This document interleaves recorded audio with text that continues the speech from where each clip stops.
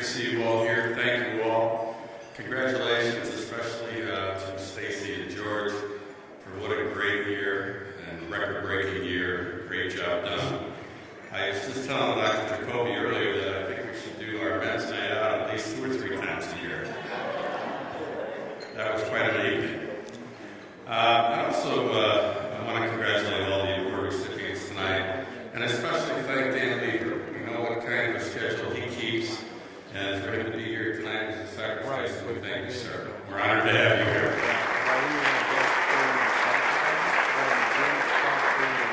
As Sandy was mentioning, I do serve as co-chair of the 10-year plan leadership group, along with United Way's Chris and Jacoby. It is the volunteers who really get the job done. We are among several states across the country who have been working extremely hard implementing the 10-year plan, truly changing the face of homelessness, not only at the grassroots level, but at a systems change level. Most recently, the members are working together to better coordinate all available resources with diverting people from the shelter system whenever possible. This community has the best and brightest around the table to address this issue, and we are making great progress. I couldn't be more proud of the work they are all doing. Well, tonight, United Way recognizes the volunteers of the 10-year plan. I'd like to make special mention of an advocate we lost far too soon, but who remains an inspiration in everything we do in this area. You know, during my years in the police department and then here as the mayor, I used to ride around the city all the time and be amazed at the individual on a Monday, a Tuesday, a Saturday, a Sunday, a Christmas, and Easter, any holiday, Mr. Brian Gibbons. All of you know the work that Brian did for the homeless. He is the most incredible, inspirational person I've met in a long, long time.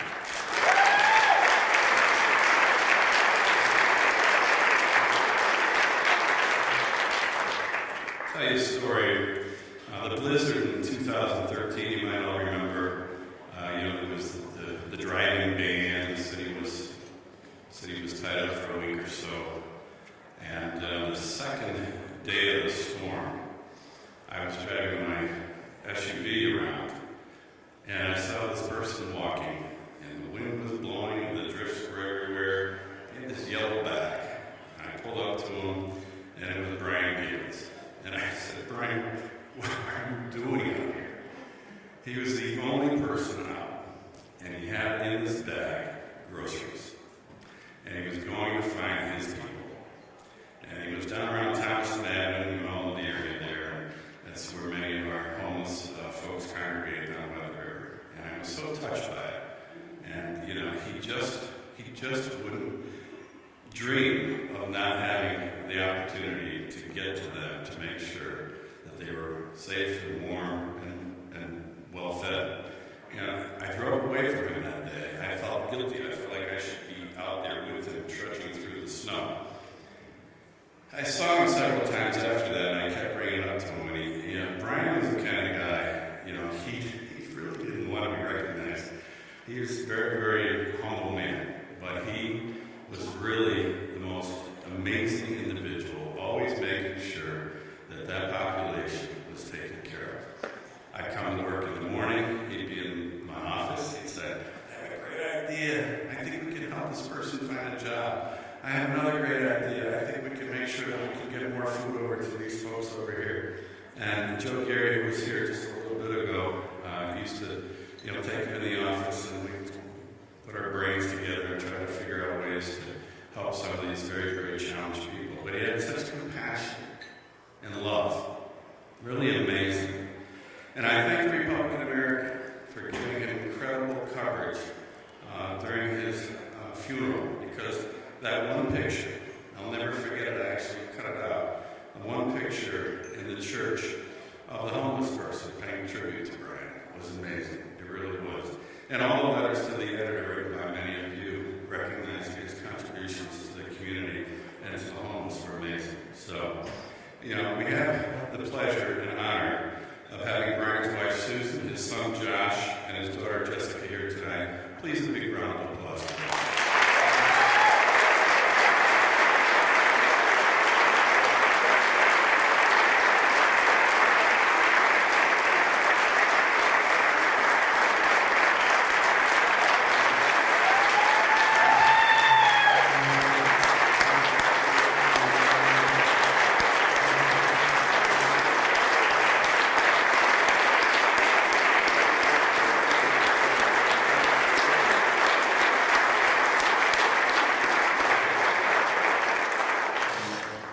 If there's one thing we can take away from tonight, and we're all here for the same reason, to help those that are less fortunate than us, is to, as the newspaper put it so beautifully in an editorial, is to use the inspiration that we all learned from Brian Gibbons to make someone's life a little bit easier and this world a better place.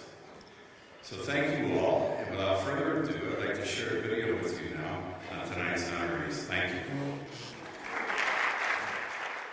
The United Way of Greater Waterbury is pleased to honor the volunteers of the Waterbury 10-year plan to end homelessness with the Volunteer of the Year Award. Over 43 agencies and 70 individuals volunteer their time to make a difference in homelessness in our city. The volunteers work together to create new housing, create new partnerships and collaborations, break down barriers to housing for the most vulnerable, embrace best practices, and coordinate resources in ways that yield the strongest results for preventing homelessness for our region. Recent accomplishments include the implementation of a flexible assistance fund that has prevented households from sliding into homelessness, connecting over 450 people experiencing homelessness at Project Homeless Connect with immediate and long-term support, establishing the first homeless youth count in the state, and the launch of the Homeless Hospitality Center, which offers a safe place for people to shower, wash their clothes, and connect to other services, including coaching on job search and resume writing. I tell everybody about the Hospitality Center because, you know, so the little things is more important than the big things. To keep up your upkeep, to wash it behind, to have a place to think, and to take that big caseload of worries off for a few minutes, you know what I mean, it helps.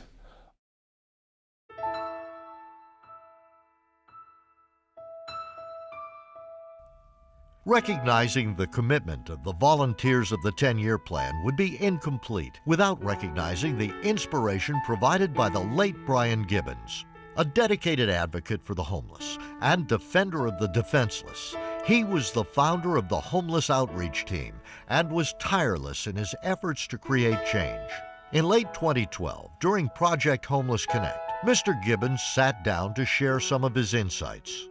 Tonight, we pay tribute to Mr. Gibbons by sharing some of his thoughts on the fight to help the homeless in his own words. We do homeless outreach, and we place people in apartments, and then we work to keep people in apartments. So our biggest job is identifying people. So as we speak, because I'm doing that right now today, there's 31 people living outside in tents that we supply them.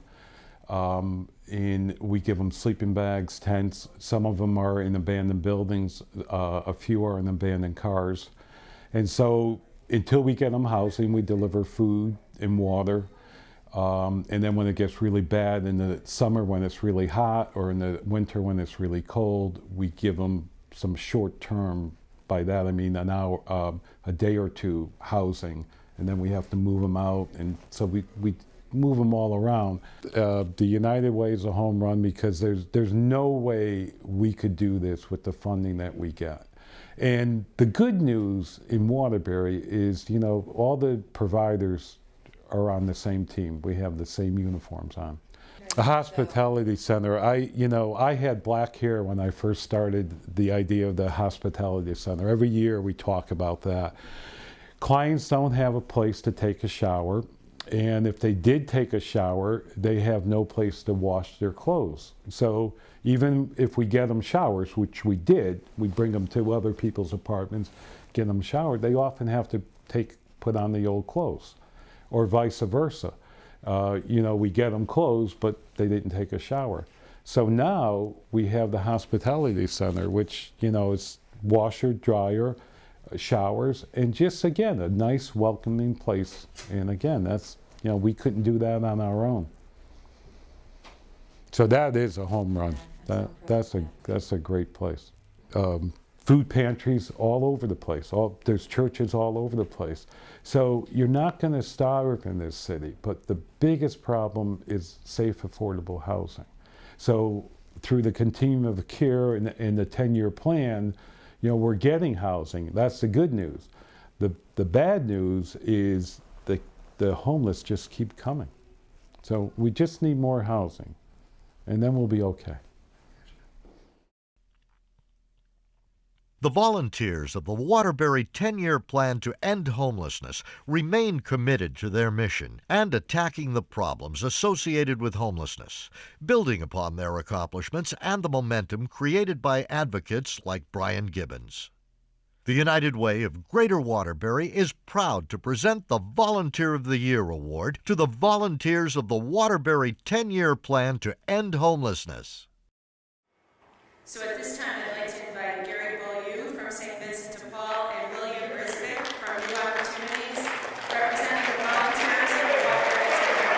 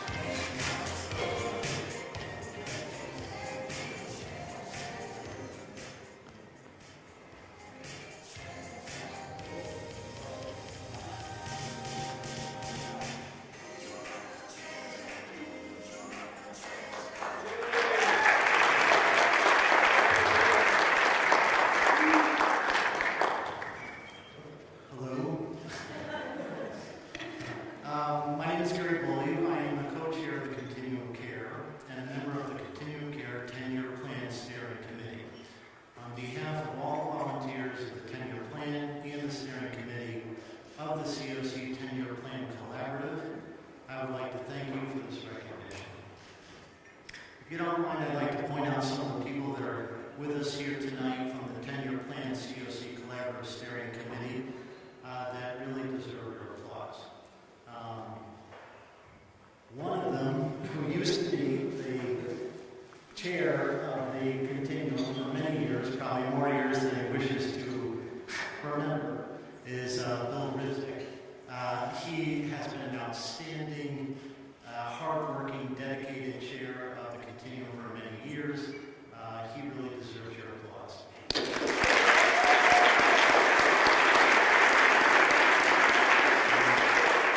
Thank you, and as Ralph Monty would say, now I'm just a friend.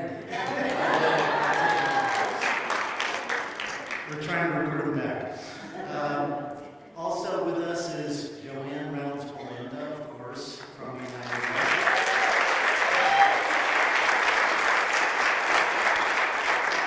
Alan Brotherton from Western Connecticut Mental Health. Ryan Sangit from Western Connecticut Mental Health. I believe Mary Conklin's in the room from Connecticut Legal Services. Jill Schuenfuss from Waterbury Youth Services. Is Jill here?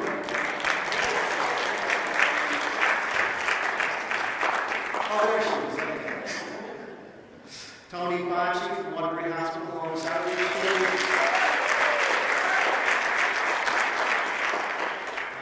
Is Diane Toole in here from Waterbury now?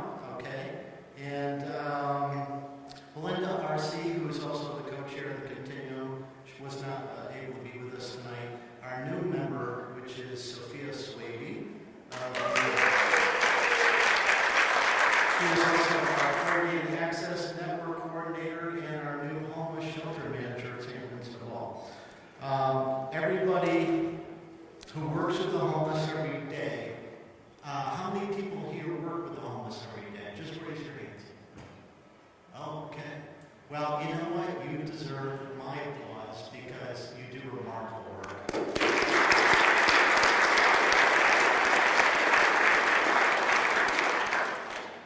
Well, I remember we started the Continuum of Care in 2003, hoping we could make a difference. In 2009, we developed the 10-year plan collaboratively. We realized that our work is so similar, we're going to have a collaboration between the Continuum of Care and the 10-year planning process.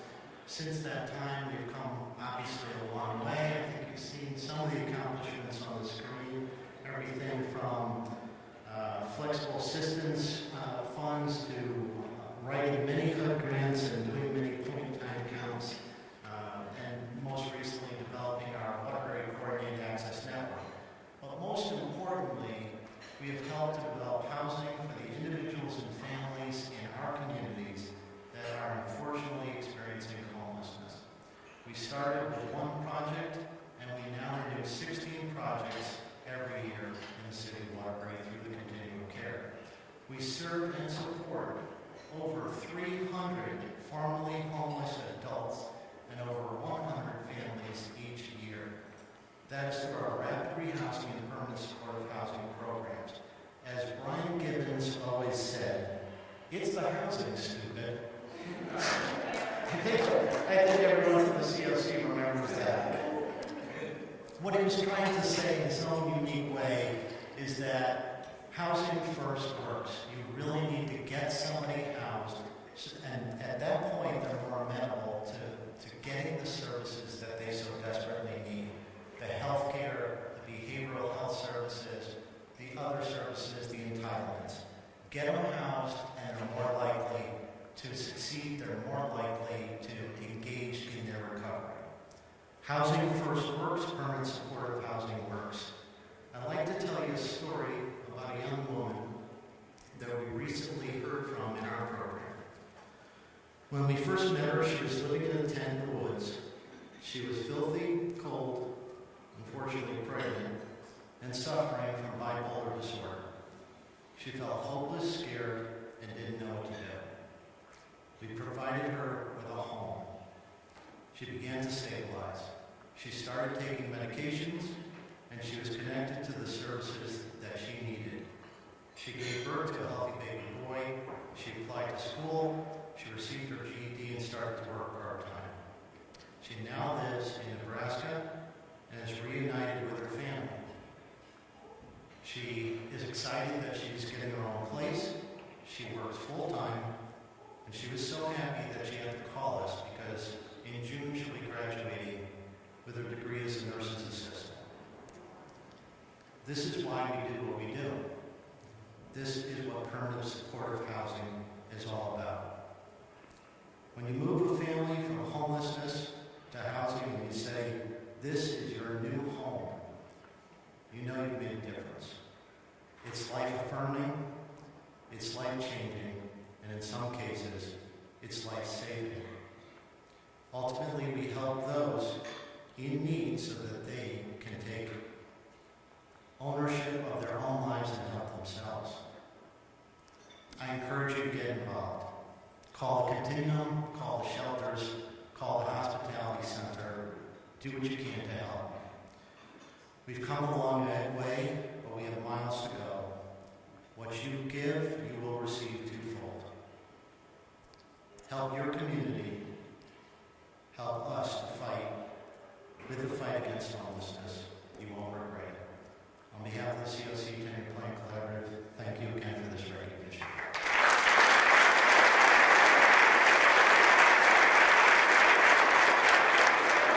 Thank you, and I promise I'll be brief, and maybe we got a timekeeper in the back that can just flash if you're not already flashing me to cut my comments short.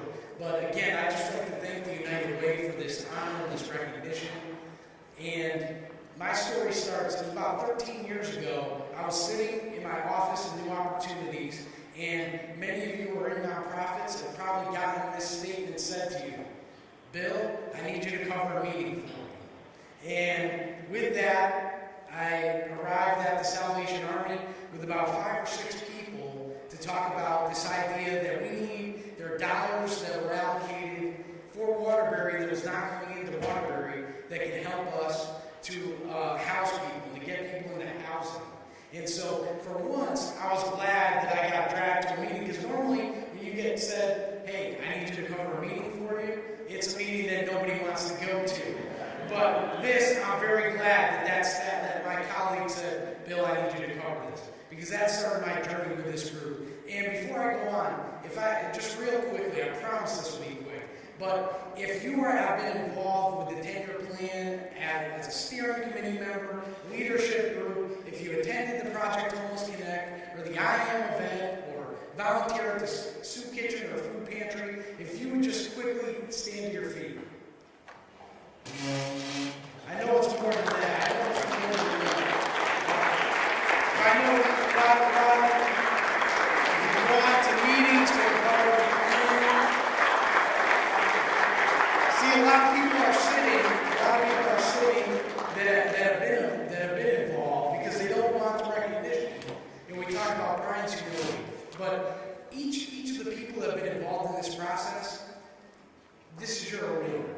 This is your award. We're accepting this on your behalf. And not only that, is that each of the people involved, which is well over 100, represent a family that was housed last year because of the 10-year plan's efforts and the continuum's efforts. So that, I mean, it's great to be a part of. It's a great group of people to be around. And again, I'm thankful that I accepted that meeting request, even though I really didn't have a choice. I had to go. And in closing, I just want to share my Brian Gibbons story, because we would meet on a monthly basis, and near the end of our meeting, it was the same thing every month. We'd go around and talk about the people that were housed during the month and the new projects that were up, and after, without fail, every month, after everyone gave the report, all these people housed, and Brian would always say, and there were 25 people out on the streets last night in Waterbury, or 30 people, or whatever the number happened to be. That's how he would close. And I talked to him once, and I said, Brian, could you talk a little bit about all the positive work that's happening and all the great things that are going on? You know, I don't mind. I know there's a lot of work to do. And he would always tell me, he called me Ribs, and he'd be like, Ribs, there is a lot of work to do. And he said, all right, don't worry about it. I got you. So next month came around, everyone gave their reports, and everyone gets a high note. And so Brian got up and he said, I'm positive. There's 30 people out.